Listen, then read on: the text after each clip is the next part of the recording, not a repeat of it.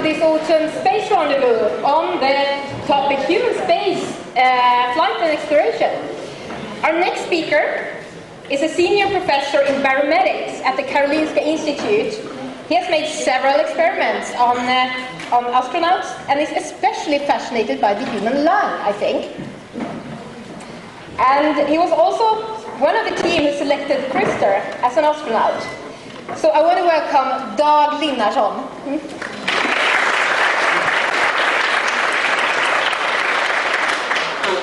Thank you, and thanks to Sven Gran for inviting me here and giving me a title to speak about. So I'm trying to adjust my own slides to the new title.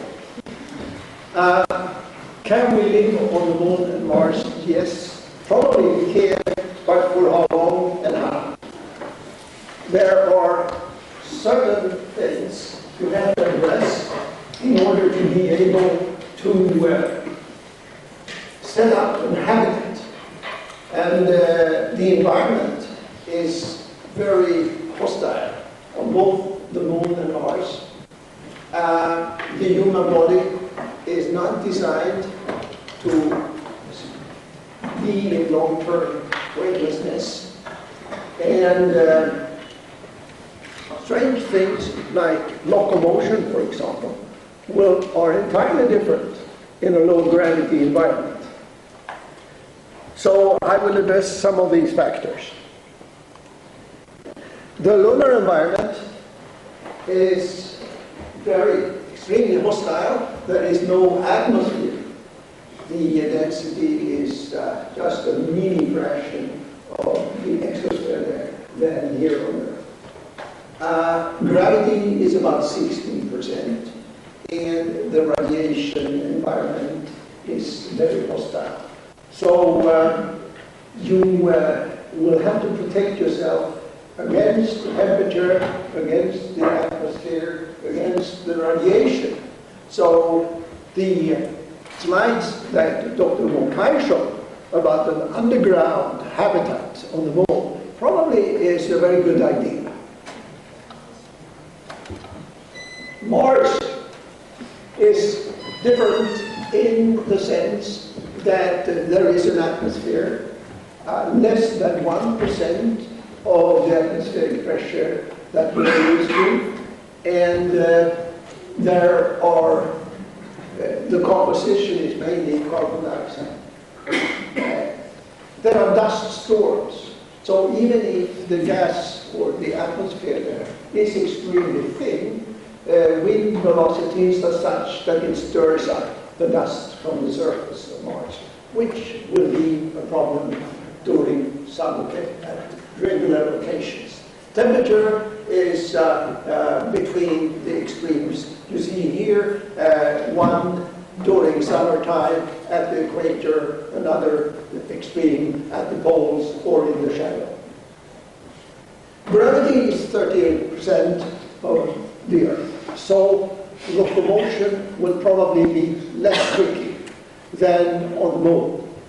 And probably some of the microgravity and low gravity problems that you have in absolute weightlessness will be less marked on Mars. However, one must realize that in order to get to Mars, you will have very long periods of weightlessness, which is problematic. The dust on the moon is well known from the Apollo era. It's it has a major part of the dust there is in the breathable particle size area. So if stirred up, and it will be stirred up if you move on the surface of the moon, then it gets stuck on your spacesuit and you bring it into your habitat. That may be problematic. It kind of sticks on everything. And we know about its composition and some about its mechanical properties because we have around 300 kilograms of marsh soil and dust and gravel in our possession here on Earth. However, in order to keep the dust out, it takes a complex, I would say, technology to avoid introduction of dust into the habitat or into the various machinery that you use there on the Moon or on Mars. The Martian dust is also there. It's different. It's probably not as sharp, as spiky as the dust on the Moon. So it doesn't stick as easily.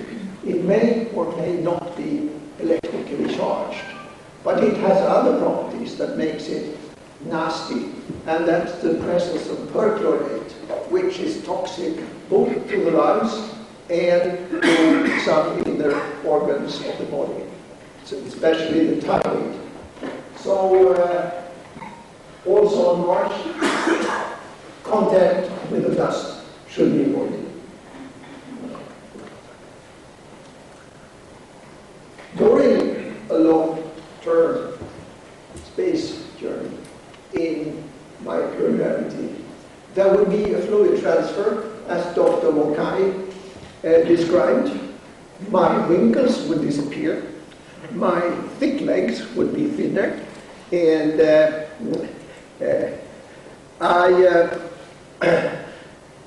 with only a week, I will lose some 2 kilograms of body mass. Some of it is fluid, water, and some of it is waste of muscle tissue, which, unless you train a lot, will go on and become worse. So, before you return to normal gravity, or maybe before you arrive to Mars and you're exposed to the gravity level there, you need to restore the body fluids and you need to restore the blood volume that you have lost during the transfer. There are many ways, there are many little tricks to maintain the fluid balance that we have learned through the years on the International Space Station. The habitat atmosphere is in this painting, artist's impression of a future planetary habitat. Will in all likelihood have an atmosphere which is about half the normal atmospheric pressure. In order then, that would be like living on 5,500 meters altitude, and that will create a lack of oxygen, hypoxia. So the atmosphere should be enriched with oxygen. And this enrichment with oxygen is a little bit problematic. Here is a diagram showing on the x-axis the volume percent of oxygen, and on the y-axis it's the partial pressure, which is what is biologically interesting in terms of uptake of oxygen to the blood in the lungs. And there is, you should avoid both too little and too much oxygen. So you have to find the right combination between atmospheric pressure and percentage. The bad news is that you don't have a lot of choices with respect to percentage, because once you come to the right with high percentages of oxygen, then flammability is much more of a problem. However, we should remember that in the old Skylab, there was almost like 70% of oxygen, and it was designed for that kind of atmosphere. So you shouldn't exclude that possibility, of course. But the present compromise would be like 30% oxygen and half an atmosphere. So you would be slightly hypoxic. It will be like being 1,000 meters altitude, which a lot of us can stand. You know, we can both exercise and ski there, so it will work all right.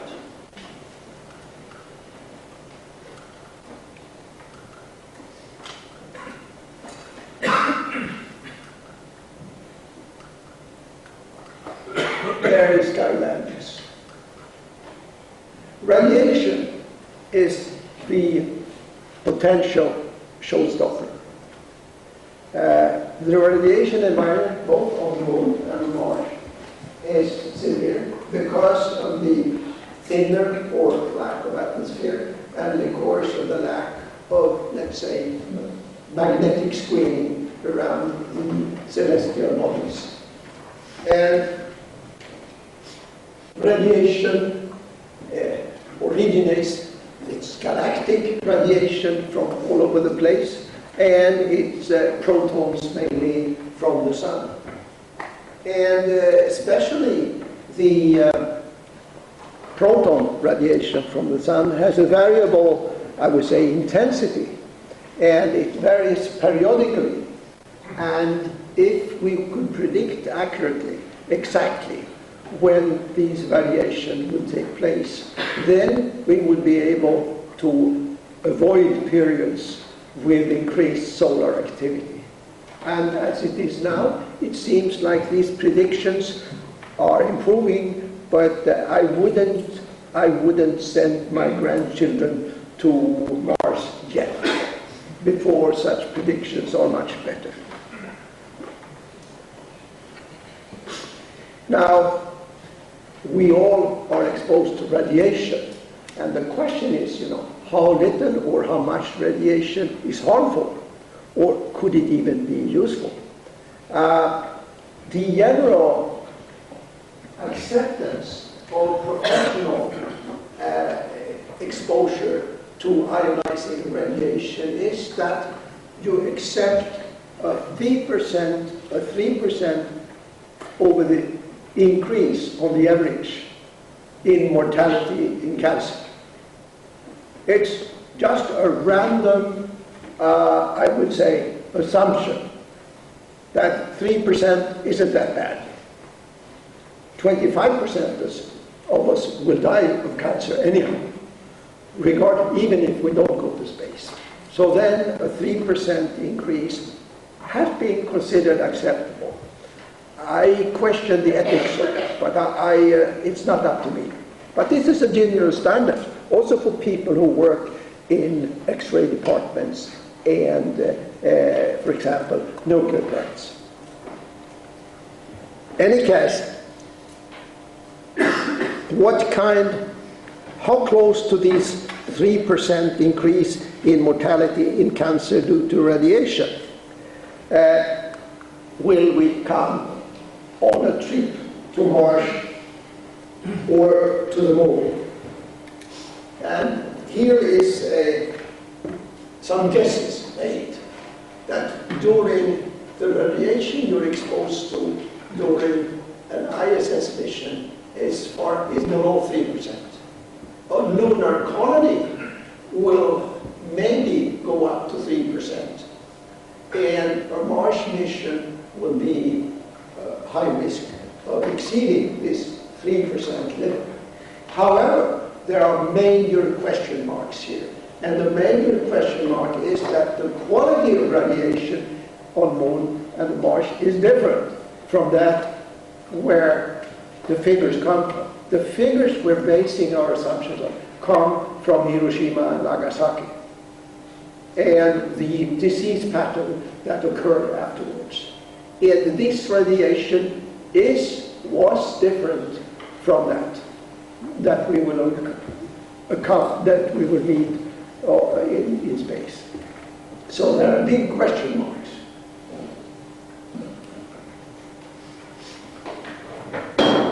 Locomotion is different. Why doesn't the guy walk? Why does he do this? And the problem is that you have to think about the human locomotion and the transition between running and walking.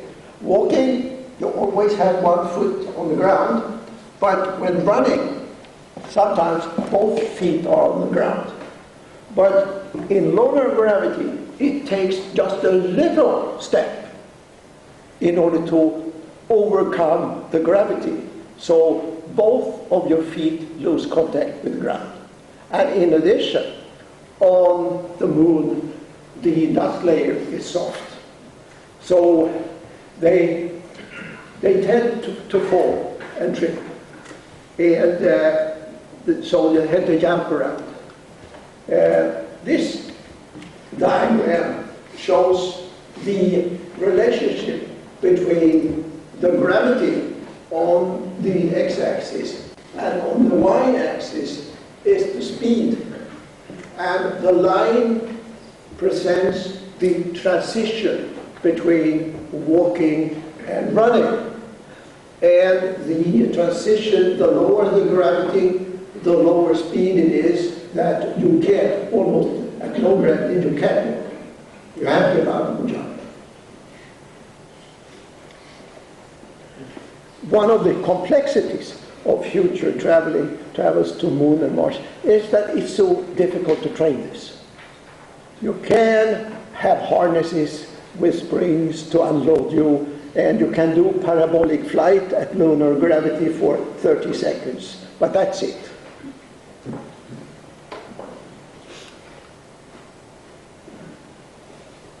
When you're not exposed to gravity, and when your muscles will not have to fight gravity all the time, then you lose muscle. The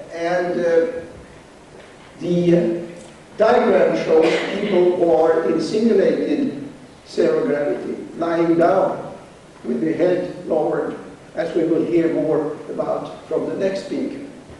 And then you have a training group and a control group. And the control group loses a lot of muscle force and cross-sectional area during this time period. And the exercise helps a bit, but not all the way. So the ideal training to maintain muscle mass has not really been decided yet. And training is time-consuming, resource-consuming, and oxygen-consuming, and food-consuming. So the quick fix to maintain body shape without a lot of exercise is something that hasn't been found yet. Also, the bone tissue is degraded. So people like me have been losing about 1% of the minerals of the bone tissue in my body for each year after 30 or something. And I can still stand here, so losing 45% of the bone may not be that bad after all. But on ISS, the speed of loss is about 10 to 12 times faster.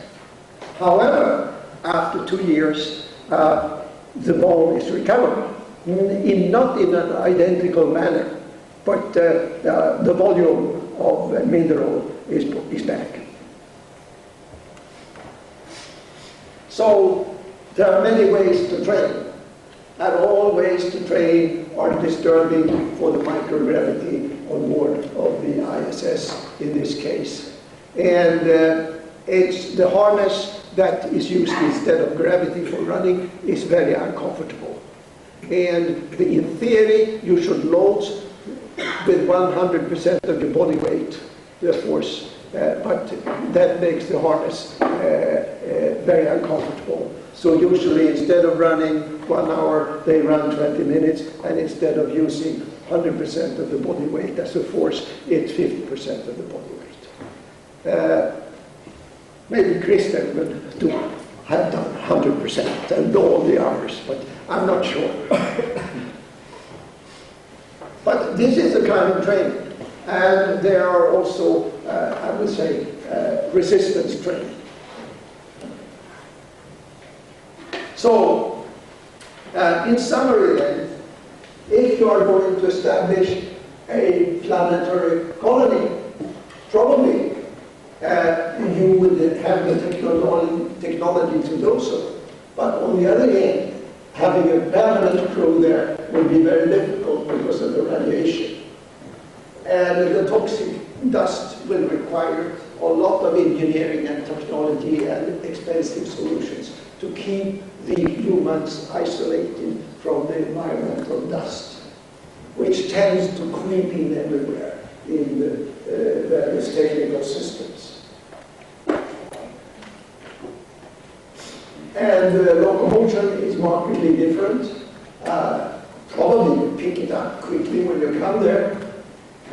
Exercise with artificial gravity probably will be a very good solution in order to train people. For example, one Italian colleague of mine has proposed a velodrome on the moon where you can run on a bike and then you produce your own centrifugal force, and this is a good training, maintaining both gravity and exercise at the same time.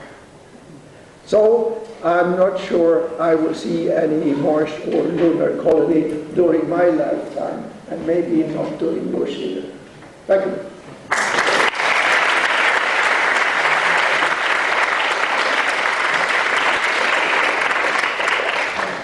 Thank you for this very interesting talk. We have time for 1 or 2 questions while our next speaker prepares.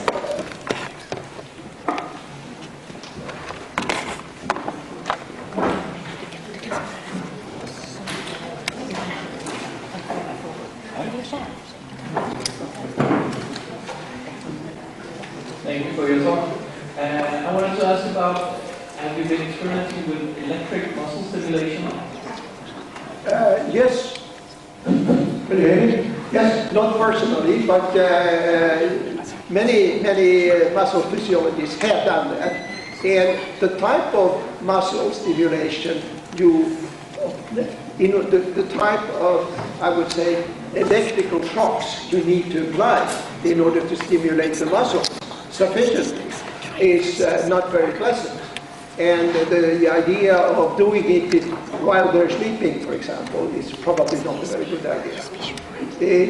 So this has not, had it been good, it would be applied for several years ago on the International Space Station.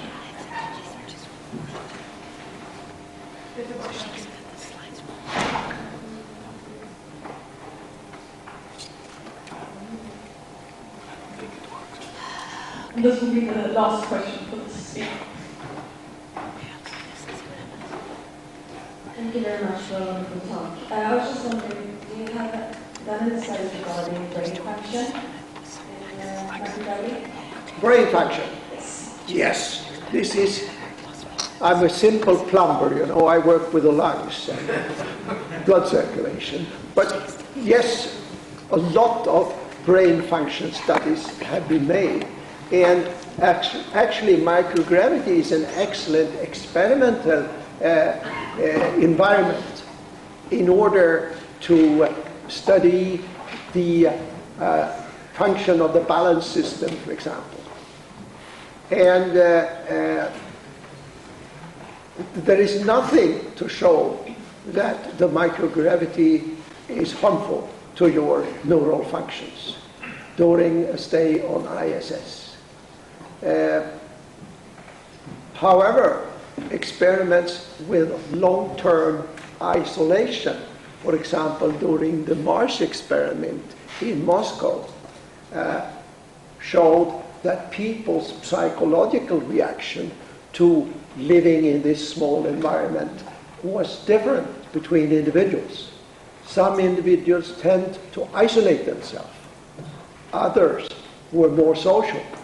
Which mental survival strategy is the best? I don't know. But the people adapt in different ways. But no one can argue that they were harmed by the experiment.